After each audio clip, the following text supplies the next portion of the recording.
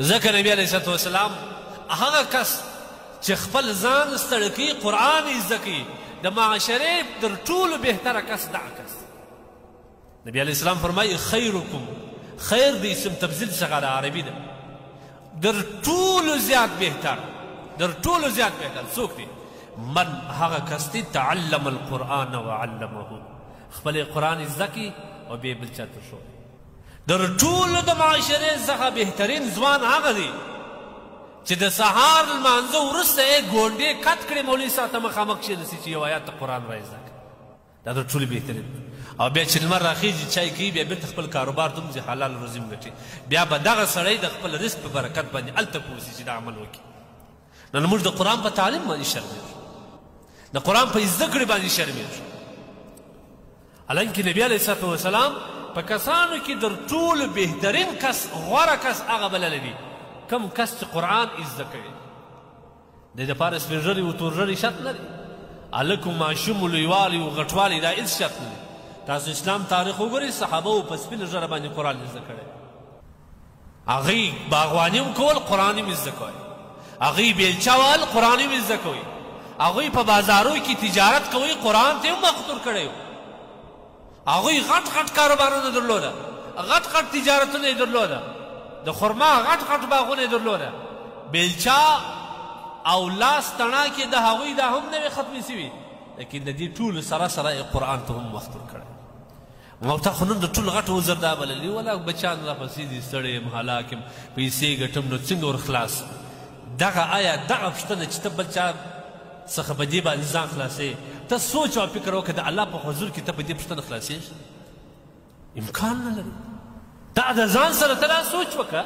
چې دا پلانکي ته خو ما دا جواب ورکړي هغه مې د ځان نه لرې کړي آیا د الله جل جلاله په دربار کې چې ټول انسانیت د مځکې پر سر چې پیدا سوي دي یا را روان دي د قیامت پورې دا ټول ولاړ وي انبیا هم وي د الله په حضور کې په دغه جواب باندې زه خلاصېږم امکان نه لري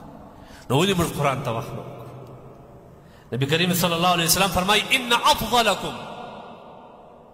ای امته په تاسو کې در ټولو افضله اسم تبذیل څخه در ټولو زیات افضله کس کوم یو دی هغه کس دی من تعلم القرآن چې قرآن زده کوي قرآن ته وخت ورکړی مولوي صاحب ته زاري کوي مولوي صاحب د ورځې نور نه یم فارغه کاروبار نه یم خلاص بچیان نه پسې دي دغه سهار د لمانځه نه وروسته د لمر ختو پورې یا د ماښام یا د ماخستن د لمانځه نه وروسته ما ته لږ وخت راکړه که پیس غواړې پیس هم در کوم د میاشتې پیس که راڅه غواړې در کوم هېڅ بد کار نه دی لیکن ما ته قرآن زده کړه بیا ته وګوره ستا په زندګي کې څومره انقلاب راځي ستا په زندګي کې څومره سکون راځي څومره راحت راځي څومره خوشحالي راځي او څومره د په رزق کې برکت زیاتېږي لیکن موږ وخت نه دی سپین ږیري بابا ته چې لمونځ ور زده کوې به درې تورې ووایي باره شاته ولاړ شي وایي زما ژبه پنډه ده اوس هغه زده مه راسه یاره مه کوه د الله بنده په لوی لاس شیطان ته دعوت په دې خبرو مه ورکوه ځوان که سپین ږیري دا مکلف دی پر دې باندې چې دومره دین پر ده باندې فرض دی چې خپل روزمره زندګي په تېره کړي دا پر ده فرض ده قرآن زده کړه پر ده دومره فرض ده لازم ده پر ده باندې چې دی خپل لمونځ به وکړي ته دا کسان سره لمونځ وپوښته دا قل ولا چې وایي دی په کوم الفاظ باندې کل هو الله دا غټ قاب په کل وایي کل معنا وخوره قل معنا ووایه د ده معنا دا ده کل هو الله احد وخوره هغه الله والعیاذ بالله دا څه معنا ورکوي الله وخوره لیکن که غټ قاب وایي قل ووایه هو الله احد هغه الله یو دی څونه فرق یې راغلی لیکن موږ دومره زحمت نه شل کاله نبي علیه الصلاة والسلام روایت کې راځي یو کس به د الله حضور ته راسي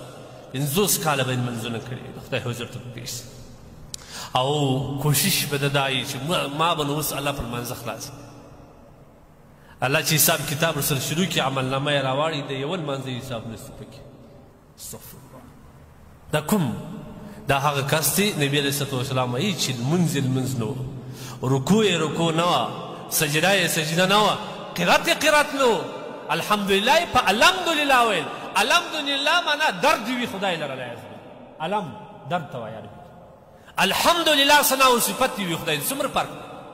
دا تا یې زده کړي دي چاته یو مولوي صاحب ته ورغلی نه فارغه نه لہذا عزیزانو قرآن از ذکر دا فرض لازم ده